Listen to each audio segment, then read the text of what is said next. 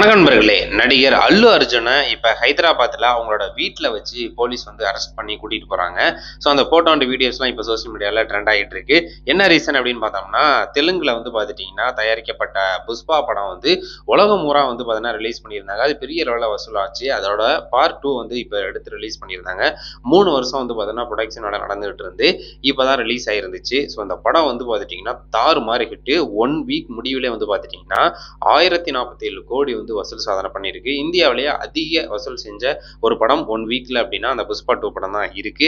அப்படி இருக்கும்போது இந்த படத்தோட அந்த ஸ்பெஷல் ஷோ போட்டிருந்தாங்க. அப்போ வந்து நள்ளிரவுல வந்து பார்த்துட்டீங்கன்னா சந்தியா அப்படிங்கிற திரையரங்குக்கு நம்ம அல்லு அர்ஜுன் அவர்கள் எந்த விதமான ஒரு பர்மிஷனும் வாங்காம முன்னறிவிப்பும் சொல்லாம போலீஸ்ட்ட சொல்லாம இவர் திடீர்னு ஒரு விசிட் அடிச்சிருக்காரு.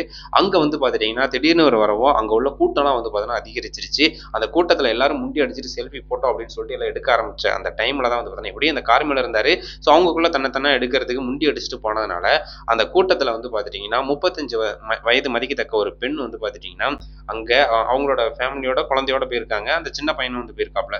ஸோ அங்கே வந்து பார்த்தீங்கன்னா அந்த கூட்ட நெரிசலில் அந்த பெண் வந்து நசுங்கி இறந்துடுறாங்க.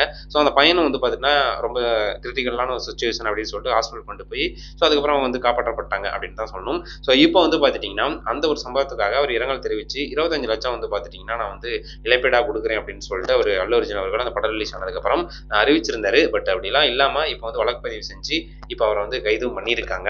ஸோ இதுதான் வந்து பார்த்தீங்கன்னா இப்போ தெலுங்கு வட்டாரம் மட்டும் இல்லை உலகம் பூரா வந்து பார்த்துட்டிங்கன்னா ஒரு பரபரப்பான ஒரு செய்தியாக இருக்குது. ஏன்னா படம் ரிலீஸ் ஆகி தாறுமாறாக சக்கா போட்டுக்கிட்டு இருக்கு, வசூல் சாதனை படைச்சிக்கிட்டு இருக்கு. அப்படி இருக்கும்போது இப்படி ஒரு சம்பவம் கேட்கும்போது அல்லு அர்ஜுனோட ரசிகர்களுக்கு ஒரு அதிர்ச்சி அப்படின்னு தான் சொல்லணும். ஸோ இங்கேயும் வந்து பார்த்துட்டிங்கன்னா அஜித் படம் ரிலீஸ் ஆகிறப்ப வலிமை படம் ரிலீஸ் ஆகிறப்ப நைட்டு அந்த 1 மணிக்கு அந்த பர்மிஷன் கொடுத்துருந்தாங்க.